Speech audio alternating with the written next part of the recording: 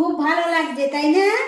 হ্যাঁ হ্যাঁ, কি রে, কি খাচ্ছিস? মটন, খাচ্ছিস কি? মটনের ঝোল।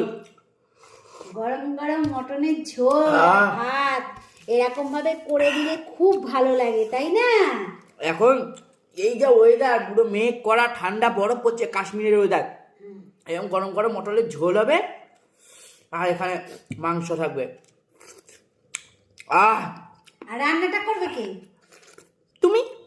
বাহ বাহ বাহ বাহ, আমার আর শীত করে না তাই না? আমি আমি আমরা আমরা আমরা আমরা আমরা আমরা কথাই বলতে পারছি না। আমরা আনবো আর তুমি করবা। তাই না? খুব মজা, তুমি আনবা আর আমি করবো। আর খাওয়ার বেলায় গরম গরম খাচ্ছেটা কে?